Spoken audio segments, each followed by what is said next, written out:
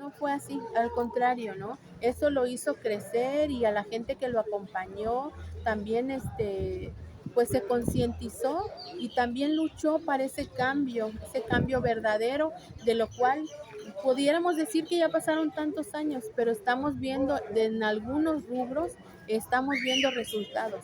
Hemos tenido ya pues la facilidad de hablar, de hacer este tipo de eventos, de hacer marchas, de interponer una denuncia y ya no hemos sido tan hostigados como antes.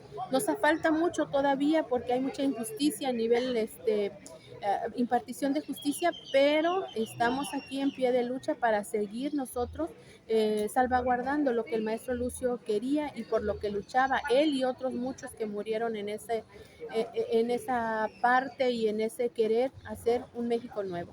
Te decía, tu padre decide este 18 de mayo, 58 años de la masacre aquí en la plaza pública por los abusos de la directora de la Juan N. Álvarez hace tiempo.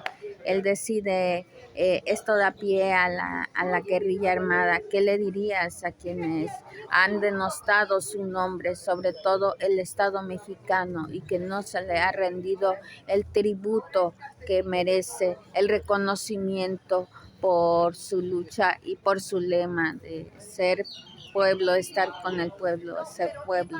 Sí, les diría que mi papá, a pesar de que ya falleció, a pesar de que acabaron con su cuerpo, no acabaron con sus ideales, porque él, a pesar de que está lejos, no sé en dónde, pero él sigue haciendo pueblo desde allá, desde donde está, por haber dejado ese legado y ese ideario con el cual Andrés Manuel se abanderó. Movimiento de Regeneración Nacional se ha abanderado con las ideas de mi papá y yo no queda más que pedir al gobierno que hoy está en turno, el que sea estatal, municipal, a nivel nacional, no tengo un nombre a quien pedirle, pero sí al gobierno en general, que reivindiquen a mi papá, que le den el lugar que le corresponde, que yo no tengo por qué andar pidiendo firmas a la ciudadanía, puesto que ellos deberían de ser los primeros incluyentes en honrar el nombre de mi papá y del maestro Genaro con letras de oro en el Senado de la República, porque finalmente ellos lucharon, ellos y muchos otros, para que hoy tengamos ese gobierno del cual ellos encabezan. Eh, También te decía que hay mucho desconocimiento, sobre todo en universidades de la Ciudad de México. Se debería de impartir la historia de Atoyac como una materia.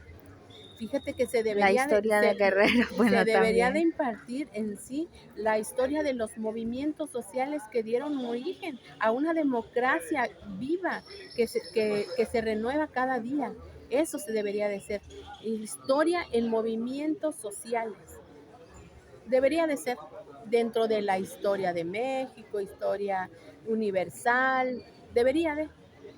Desde secundaria hasta universidad, Desde ¿no? primaria. De hecho, Desde primaria. está en los libros de primaria, está una cierta historia, está muy pequeña, pero ya se empieza a inculcar en la nueva educación mexicana que se rige a nivel de educación básica. Pero sí falta en las universidades, por ejemplo, y ese reconocimiento a nivel gobierno que se necesita. No es necesario que nosotros andemos pidiendo cooperación para poder hacer una gran invitación del pueblo. El pueblo solo debe de venir porque el pueblo debe de reconocer su historia, su cultura y debe de saber que existió un movimiento social que dio origen a esta democracia. ¿Por qué? Porque eso estaría garantizando a no volver a repetir tantos delitos de lesa humanidad que se cometieron en contra de la población civil de aquel entonces, en la mal llamada guerra civil. Micaela, mi última pregunta. ¿Qué sentiste cuando entraste al Campo Marte y la última decisión de Obrador sobre los militares? ¿Qué sentiste al estar allí?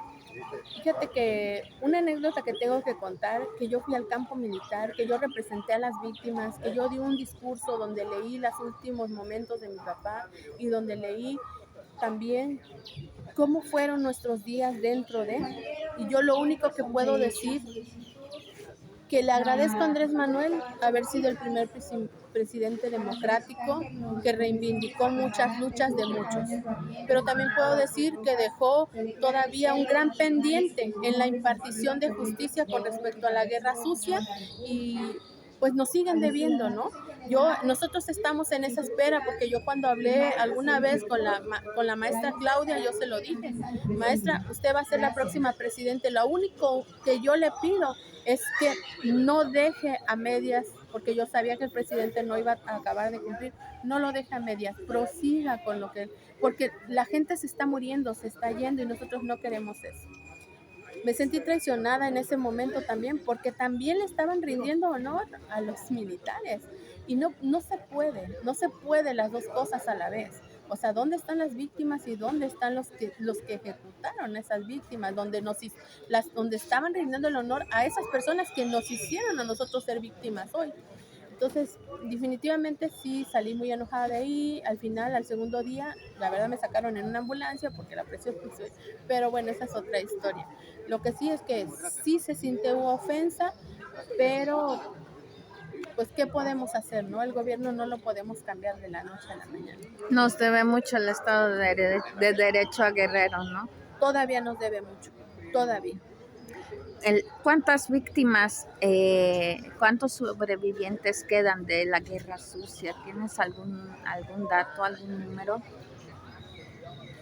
Víctimas reales que no se han ido, Ajá, más de 1,500. más de 1,500. Falta ese resarcimiento del daño para 1,500. Sí. La mayoría campesinos, ¿no? Claro, madres, hermanos y pues algunas esposas todavía, ya muy grandes. Sí, me imagino. Sí, hermano. Bueno, gracias. Seguimos con las presentaciones del Sí, libro. claro que sí. Pues quédense.